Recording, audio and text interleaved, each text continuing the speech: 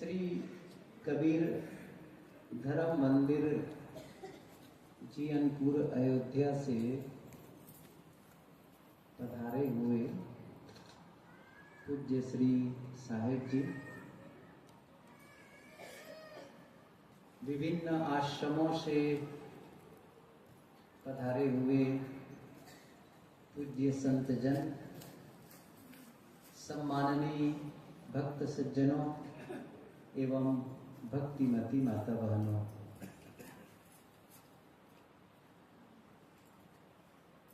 प्रारंभ में जब इस जमीन का दान करने के लिए मन बना होगा भक्त का, माता जी का,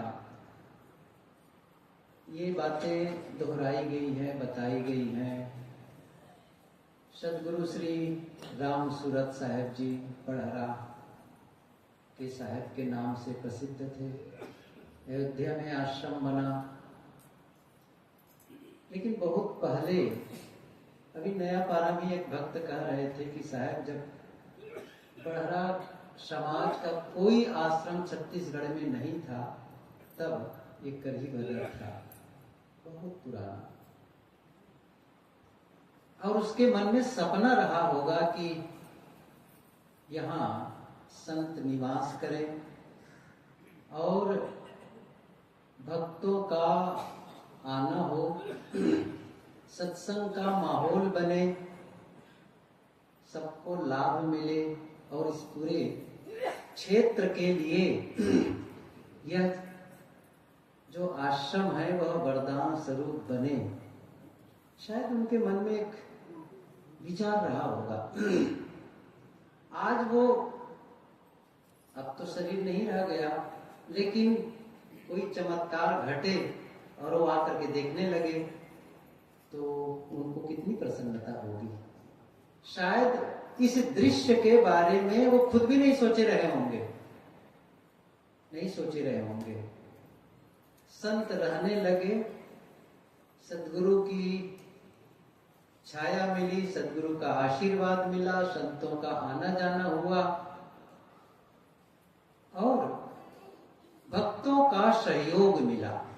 देखिए, केवल जमीन दे देना तो पर्याप्त नहीं था, जमीन के बाद में कुछ रहने जैसा बनाना भक्तों के सहयोग से हुआ।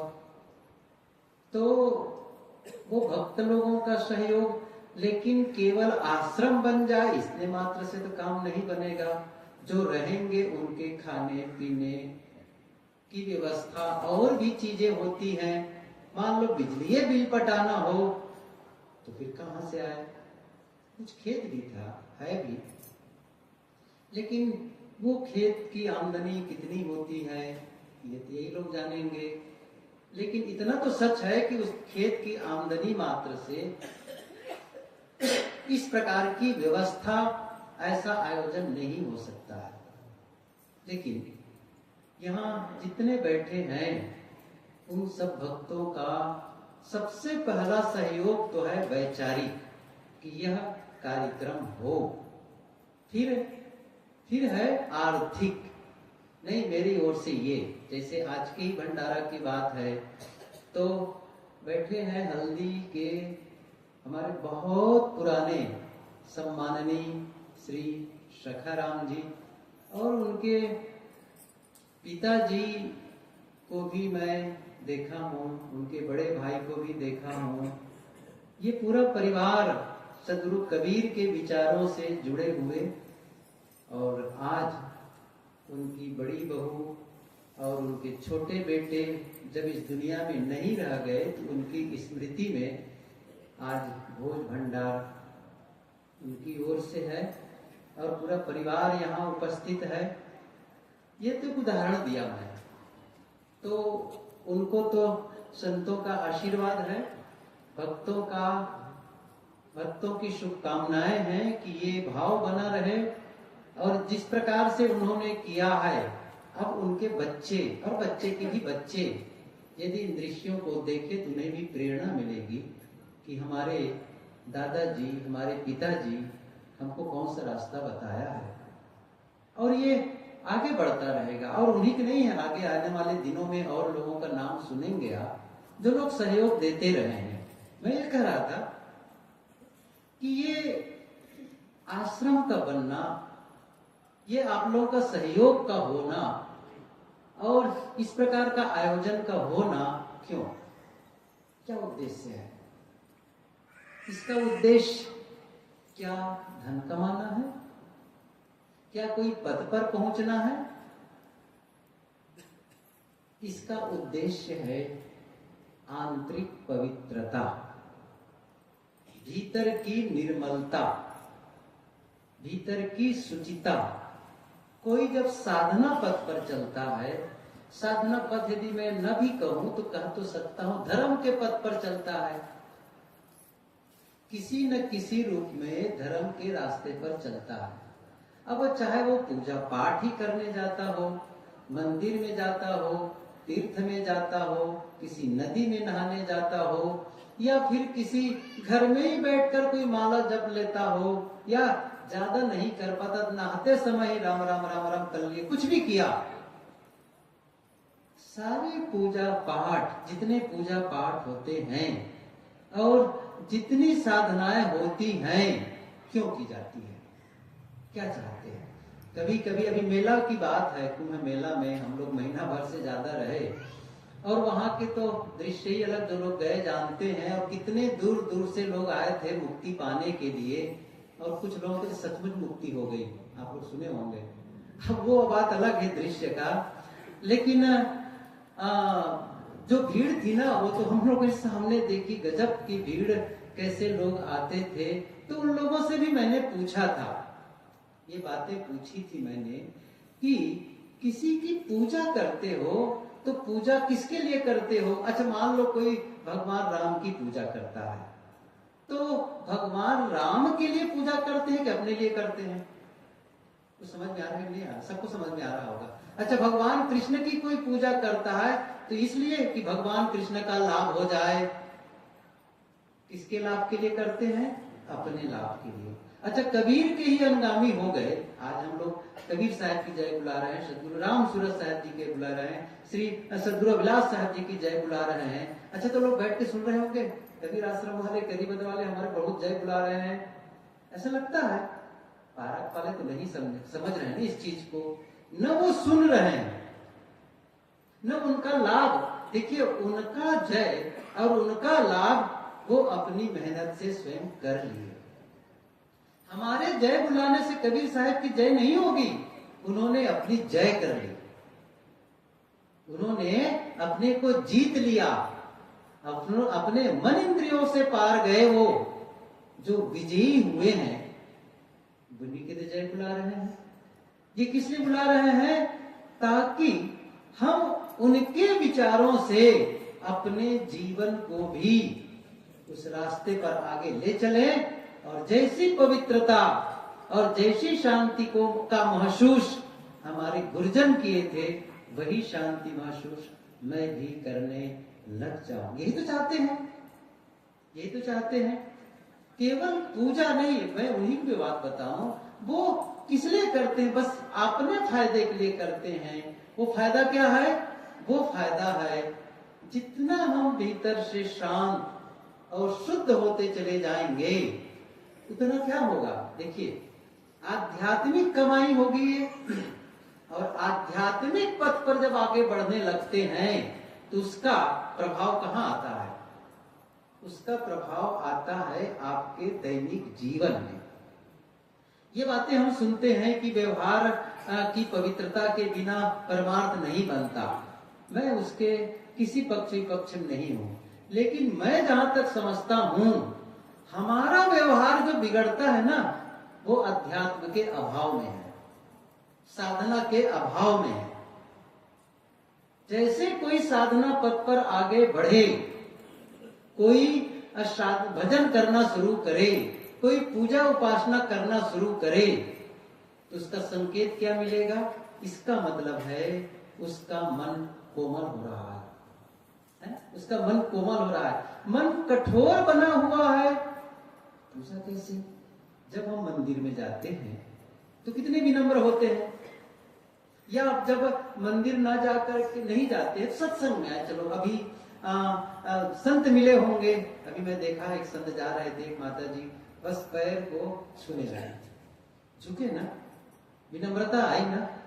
कहीं भी मिले, अभी देखो जैसे सत्संग पूरा होगा लोग बंदगी करने आएंगे, पूरी तरह से सरेंडर कर देते, पूरी तरह से समर्पित। कितनी विनम्रता। ये क्या कर रहे हैं? मंदिर में जाकर के, आश्रम में जाकर के आप किसकी कमाई कर रहे हैं? किसकी कमाई कर रहे हैं? विनम्रता की कमाई कर रहे हैं, विनम्रता की। और जो ज्ञान मिला उसके आधार पर धैर्य और सहनशीलता। घर में बैठे और बैठते ही 5 मिनट के अंदर आपके सामने भोजन आ गया, लगभग। सही कि नहीं? ऐसा होता है कि नहीं? जनरली आप लोगों को पता ही है। जैसे घर वाले ने पानी दी, घर वाली जो देवी जी है, चलो भोजन के लिए आप बैठे और 5 मिनट से ज्यादा उतने समय भोजन आ गया आपके सामने। यहाँ कितना समय लगता है भोजन देने में आपको? आप बैठने के बाद में, समझ रहे हैं ना? अभी भोजन पारस भी हो गया है, रुको रुको रुको, बंदगी होगी तब खाएंगे। किसकी परीक्षा हो रही है? धैर्य की, है ना? अब तो क्या विकसित कर रहे हैं जीवन में? धैर्य विकसित कर रहे हैं। घर में भोजन बना और थोड़ा सा नमक मिर्च में अंतर पड़ गया, स्वाद में कमी हो गई, तुरंत कंप्लेन, आज भोजन कैसे बनाया हो, बिल्कुल स्वाद नहीं है। यहां भोजन के बारे में कितने लोग कंप्लेन करते हैं? 0। सही है ना? 0। अब यहां कौन सा प्रशिक्षण लेकर के जा रहे हैं? भोजन मिला तो सही। कई ऐसे लोग होंगे जिनको तो भोजन ही नहीं मिला है। आज जिस समय हम भोजन कर रहे हैं तो कई लोग भीख मांग रहे हैं, मुझे भोजन के लिए कुछ दे दो, हमें भोजन मिला। अब वो स्वाद मनमाफिक नहीं है, कोई बात नहीं है। क्या सीख रहे हैं? सहनशीलता। मेरे विचारों के प्रतिकूल, मेरे अनुसार यदि मुझे भोजन नहीं मिला तो भी मुझे क्या करना है? अब ये प्रशिक्षण कहाँ? घर में जाओ और घर में भी जब ये स्थिति बने और फिर वहां भी शांत और शालीन रह सको। अच्छा, इसी के लिए मतलब है ये नहीं कर पाए, यहां तो चुप रहे, यहां तो विनम्र हो गए और वहां जाकर के दरोगा जी बन गए, वहां जाकर के हल्ला मचाने लगे।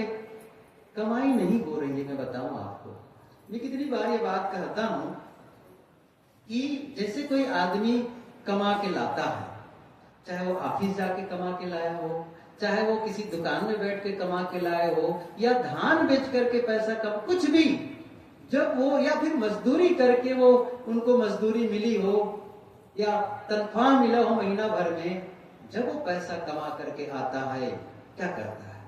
बताओ, आप लोग सब जानते हैं क्या करते हैं? उस पैसे को लाते हैं, बांटते हैं। कैसे बांटते हैं? ले आकर कहते हैं अपनी श्रीमती से, लो जी पैसा, तुम अपने घर गृहस्थी के लिए जो सामान की जरूरत है वो खरीद लेना, साग भाजी चावल दाल जो भी लगे ये तुम्हारे लिए। बच्चों को पैसा देते हैं, लो बेटे तुम स्कूल का फीस जमा कर देना और अपनी पुस्तक कॉपी के लिए, ज्यादा से ज्यादा चॉकलेट के लिए, ठीक है नहीं, पैसा दे देते हैं। क्या कर रहे हैं? कमा करके लाए तो बांटे, कमा करके लाए और बांट रहे हैं। भिखारी भी आ गया, लो तू भी 10 रुपया जाओ। समझ रहे हैं ना? आपने कमा के लाया है, संपत्ति कमाई है, लोगों में बांट रहे हैं। अब जब आध्यात्मिक संपत्ति आप यहां अगर कमाते हैं, सत्संग में आकर के क्या कमाते हैं बताइए? यहां जितने लोग बैठे हैं, मुझे भरोसा है किसी के घर में खाने की कमी नहीं है, कोई कमी नहीं है। यहां तो इसलिए भोजन कर लेते हैं कि सुबह से आए हैं, देर तक के भोजन करना है, ठीक है, लेकिन उद्देश्य भोजन नहीं है, आध्यात्मिक कमाई। और यही तो आध्यात्मिक कमाई है जो मैं कह रहा हूं। क्या कह रहा हूं? जब आप झुकते हैं, विनम्रता की कमाई करते हैं, शालीनता की कमाई करते हैं, कोई चिल्लाते नहीं। मैंने कहा ना, प्रतिकूल परिस्थिति आई, भोजन बढ़िया नहीं मिला, रहने की जगह नहीं मिली, बैठने की जगह, सब घर बढ़िया सोफा, सही है ना, बढ़िया बैठने की जगह होती है, हम लोग जाते हैं सोफा देते हैं, हम लोग जाते हैं, सुंदर बिस्तर लगाते हैं। आप लोग आए तब कहाँ वो बिस्तर मिलने वाला है, कहाँ वो बढ़िया कमरा, सेपरेट कमरा, शायद ये आपके लिए कमरा है, ये कमरा है, देखिए। और हम लोग जब जाते हैं नहाने धोने के लिए, बाथरूम खाली है, बाद में नहा लेंगे, आप नहा लीजिए। कितना सम्मान।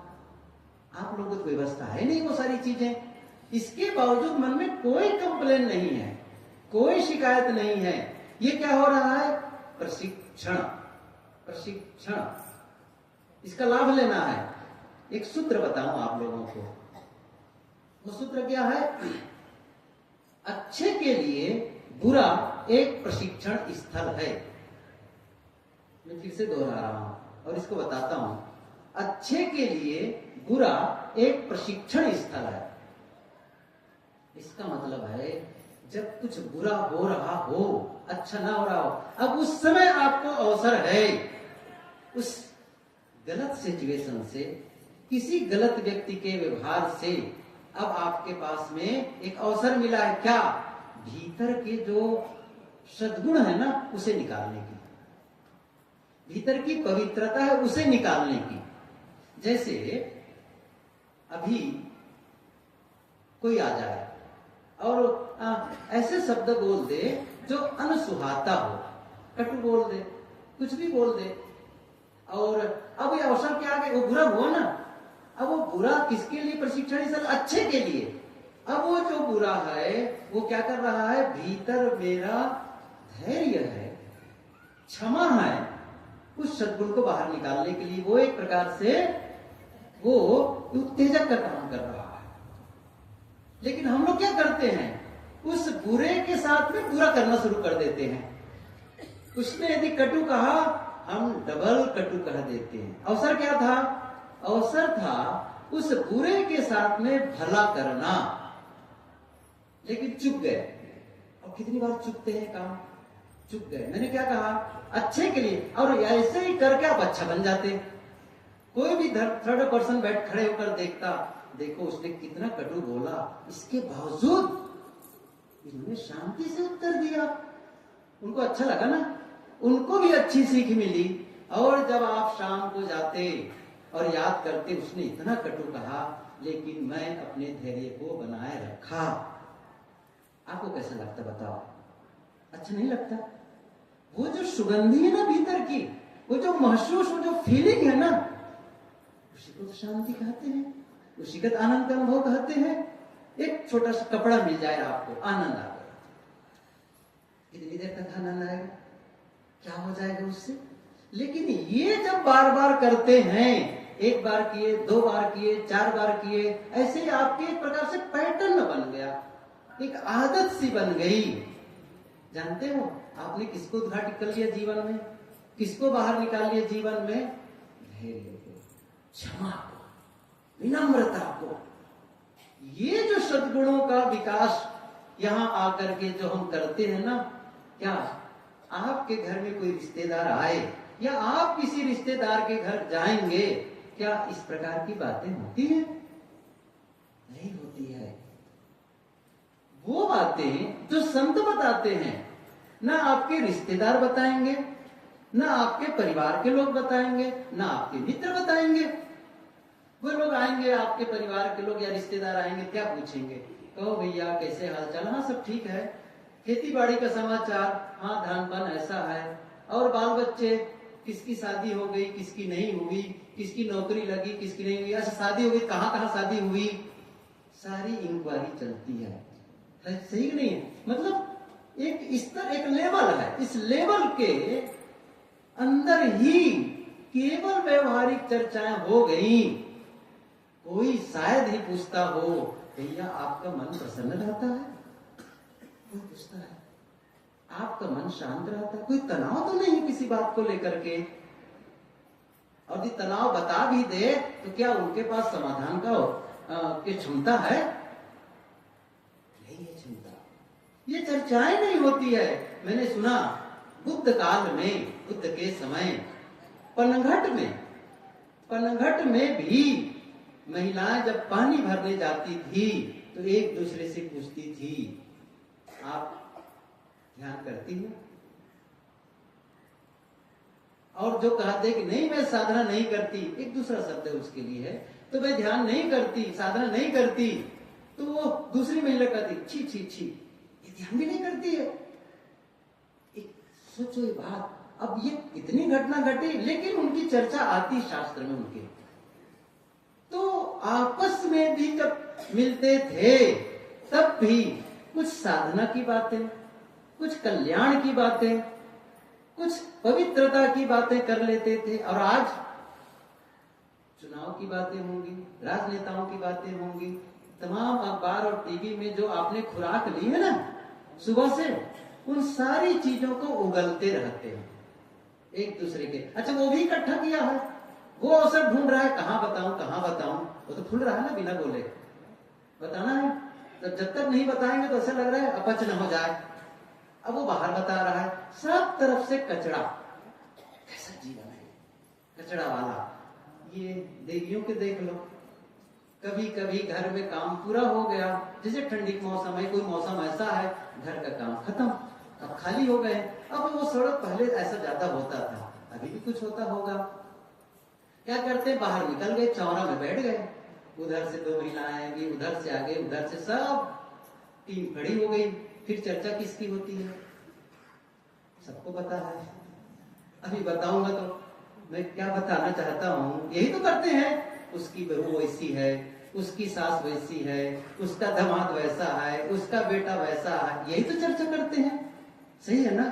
सब अपने अपने घर के कचड़े को बाहर वहां डाल रहे हैं एक दूसरे के अंदर में। कचड़ा जहां इकट्ठा होगा वहां सुगंधी आएगी, वहां पवित्रता आएगी। कौन बदलेगा इसको, सोचो, इस व्यवहार को कौन बदलेगा। लेकिन साधना यदि लक्ष्य हो, अध्यात्म लक्ष्य हो, और आप यदि गतिमान हो, तब ये सोचेंगे उसने जो कुछ कहा है ना वो मेरे मन में चला गया, अब वो चल रहा है, अंदर अंदर विचार चल रहा है और ये मुझे अशांत कर रहा है।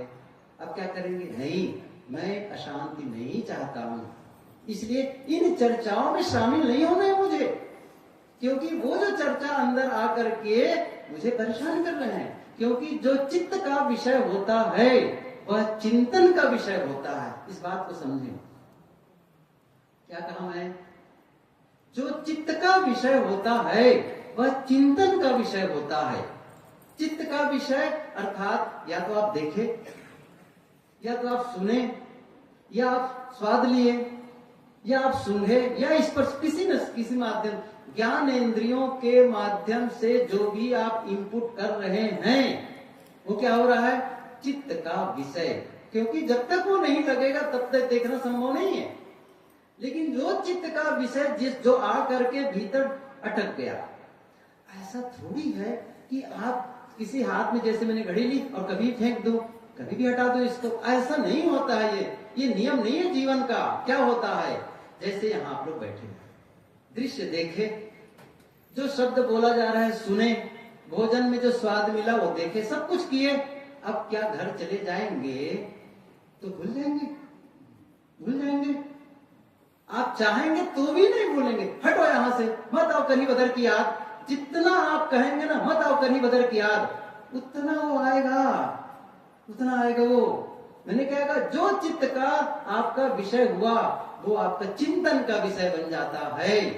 और कहीं आपने गलत विचार सुना है, हत्या के विचार, हत्या का दृश्य देखा है, हत्या के बारे में सुना है, अच्छा बाहर नहीं गए देखने के लिए, आजकल टीवी में देख लो, देखते ही है लड़ाई झगड़ा मार काट वाला। टीवी की बात अब पुरानी हो गई, क्या हो गया है आजकल, सबके हाथ में टीवी है, सबके हाथ में मोबाइल है, और सब प्रकार के चैनल है भगवान, सारे चैनल हाथ में है। लड़ाई झगड़ा वाला देख लो, मार काट वाला देख दो, अश्लील दृश्य, कमाल की बातें हैं।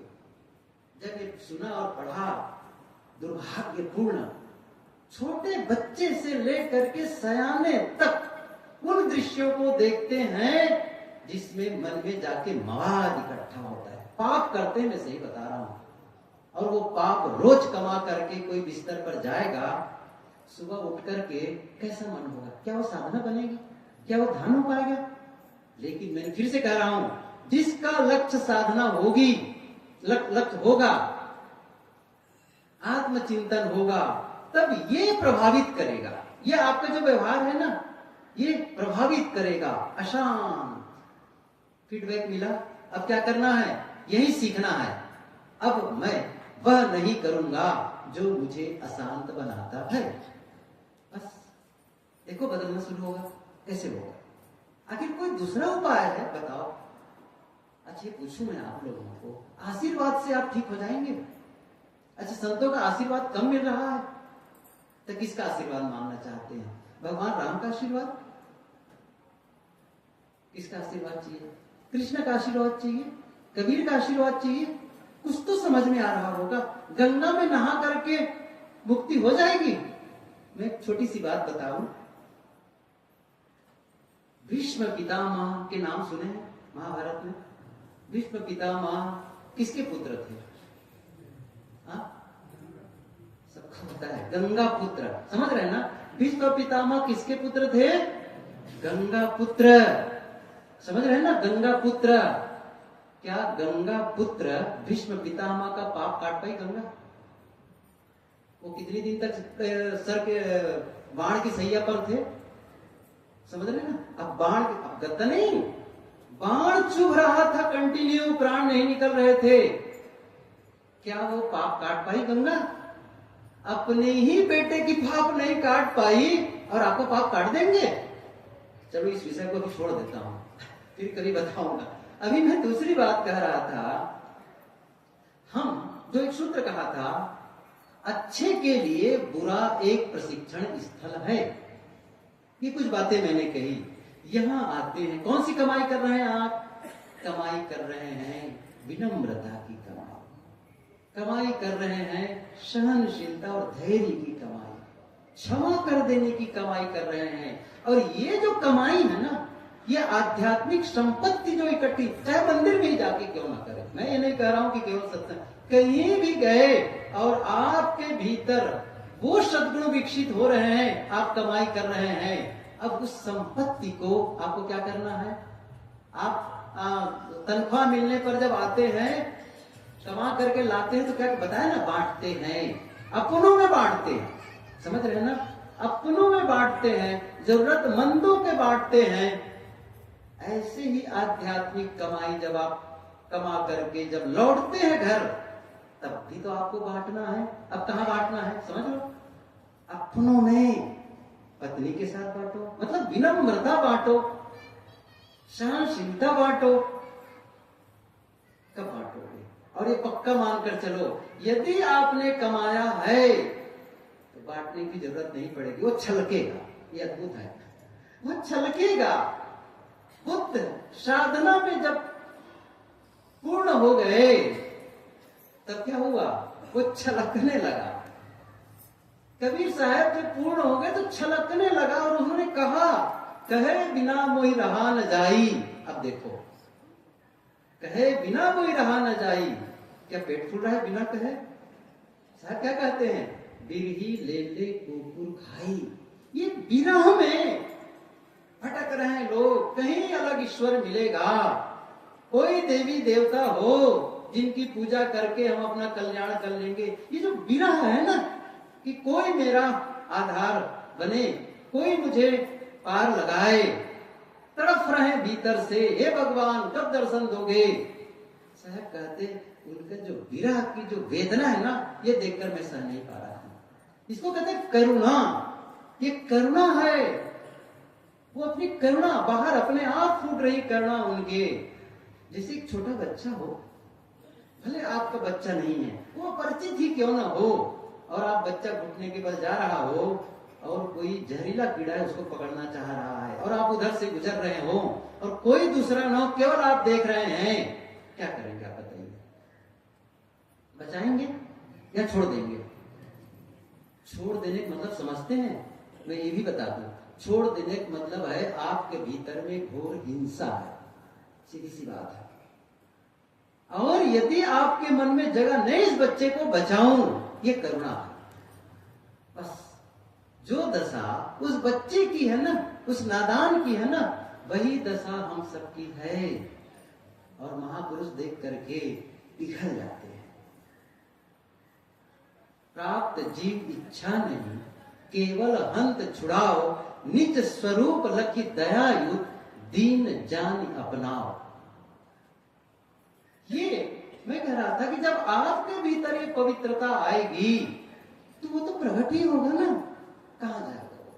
आप स्वाभाविक विनम्रता आ जाएगी। इसका मतलब है आप औपचारिकता में आप आ जाते हैं आश्रम में, केवल औपचारिकता। चलो भाई आश्रम चल देते हैं, साहब आए थे आमंत्रण देने के लिए, चलो सत्संग सुन लेते हैं। सत्संग नहीं सुनेंगे तो लोग कहेंगे तू सत्संग भी नहीं सुनता, कैसा भगत है। शर्मा शर्मी पचमुआ काल कसिकना, लाजवश मत सुनो, दिखाने के लिए नहीं है। नहीं, मुझे भीतर उतरना है, मुझे भीतर सफाई करनी है, इसके लिए। और जब भीतर सचमुच सफाई का उद्देश्य होगा ना, और जो पवित्रता आएगी, क्या प्रकट नहीं होगी? मैं बताऊं, एक आदमी सप्ताह भर से स्नान नहीं किया है, 6 महीना से नहीं नहाए, कह लो ना, कपड़ा धोने के ब्रश नहीं दिए, उसके बाल ऐसे धूल गर्दा से भरे हुए हैं, सारा कीचड़ से भरा। एक आदमी, अच्छा वो आकर के बैठेगा तो वहां से कुछ मैसेज मिल रहा है? मिल रहा है कि नहीं मिल रहा है? देख के पता चल रहा है सही है कि नहीं है? क्या उनको देख करके खुश हो गए, अरे आओ आओ आपसे आलिंगन करता हूं, बड़े अच्छे लग रहे हो? कोई नहीं कहेगा। लेकिन एक साफ सुथरा, एकदम नीट एंड क्लीन, बिल्कुल साफ कपड़ा पहना है और बिल्कुल साफ सुथरा शरीर भी रखा है, एक वो भी संदेश दे रहा है, सही है ना? और कहीं वो परफ्यूम छिड़क लिया हो तो कुछ भी बताने की जरूरत नहीं, सुगंधी अपने आप फैल रही है। साहब की पंक्ति याद करो, गंधी कुछ ना दे तो भी बास सुवास, कबीर संगत साधु की ज्यों गंधी को बास, गंधी कुछ ना दे, कुछ नहीं देता है। इत्र बेचने वाला, गंधी का मतलब होता है वो जो भोजन में करते हैं ना, क्या कहते हैं? हींग, हींग, हींग होता है, हींग को कहते हैं। उधर तो गांधी कह देते हैं उत्तर प्रदेश में, तो हींग बेचने वाला कह रहे हो गंधियारा आया है, गांधी बेचने वाला। अब समझोगे नहीं, इसलिए बताना पड़ा उसको। साहब की वही वाणी है कि गंधी कुछ ना दे तो भी बास सुबास, उसकी सुगंधी आएगी। इत्र बेचने वाले की इत्र वाला नहीं खरीदोगे तो भी सुगंधी आएगी। पवित्रता छलकती है, गंदगी भी छलकती